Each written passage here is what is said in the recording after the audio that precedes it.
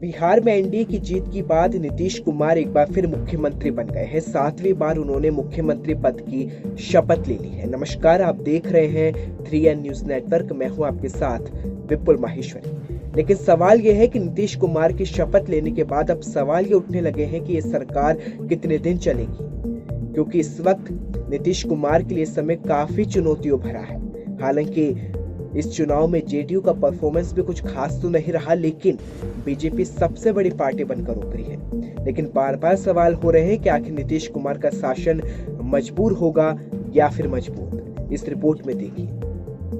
बिहार के राजनीति में एक बार फिर नीतीश कुमार बिहार के मुख्यमंत्री बन गए हैं। हालांकि नीतीश कुमार का लगातार चौथा टर्म पहले के मुकाबले ज्यादा मजबूत होगा या फिर मजबूरी भरा, इस पर सवाल उठने लगे हैं। बिहार चुनाव में जेडीयू 43 सीटों के साथ तीसरे नंबर की पार्टी बनी और बीजेपी 74 सीटों के साथ दूसरी बड़ी पार्टी बनी। फिर भी नीतीश कुमार ने मुख्यमंत्री की कुर्सी पर बैठना बीजेपी के आग्रह पर ही स्वीकार किया।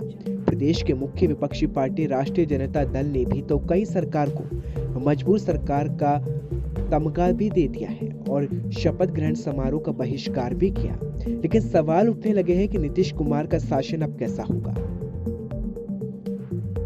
वैसे तो नीतीश कुमार के लिए मुख्यमंत्री बनना उनके राजनीतिक जीवन का सबसे चुनौती भरा कार्यकाल रहने वाला है, क्योंकि इस वक्त बिहार में बदले हुए नीतीश कुमार होंगे और उन्हें सरकार चलाने के लिए अब तक के तौर तरीकों में बदलाव लाने की जरूरत भी होगी।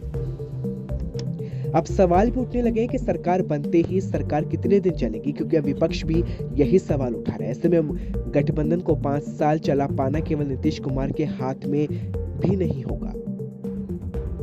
नीतीश कुमार के सामने पुराना विपक्ष भी नहीं है। इस विपक्ष में अब तक 31 साल का नया चेहरा तेजस्वी यादव भी है, जो कुछ हद तक अपने पिता लालू यादव की परछाई से निकलकर अपने बूते पर चुनाव लड़े और सबसे बड़ी पार्टी के रूप में उभरी भी है।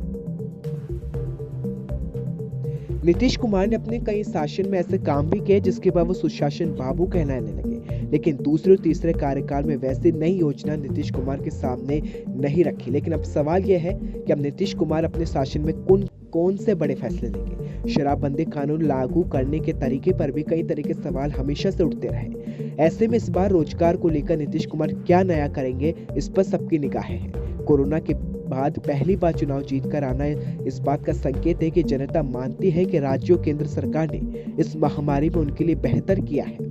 लेकिन सवाल यह है कि 10 लाख नौकरी का वादा आरजेडी का था और 19 लाख रोजगार का वादा बीजेपी का भी था। यहाँ दोनों पार्टियों ने नंबर 1 और नंबर 2 पार्टियां बनकर उभरी। ऐसे में नीतीश कुमार पर रोजगार देने का दबाव बहुत ज्यादा होगा। शिक्षा और रोजगार में भी नीतीश कुमार को कुछ करना होगा, क्योंकि शिक्षा और रोजगार का सरोकार सीधे जनता से जुड़ा हुआ है। और ऐसे में अब नीतीश कुमार का शासन किन चुनौतियों से भरा होगा ये देखना होगा, क्योंकि इस बार नीतीश कुमार कुछ अलग ही रंग में नजर आए। एक तरफ वो कहते रहे कि वो सीएम नहीं बनना चाहते, दूसरी तरफ उन्होंने ये कहा कि बीजेपी यानी कि एनडीए तय करेगी कि सीएम चेहरा कौन होगा। और जब नीतीश कुमार फिर कमान संभाल चुके हैं तो ऐसा लग रहा है कि नीतीश कुमार का ये शासन उनके लिए चुनौतियों से भरा हो सकता है।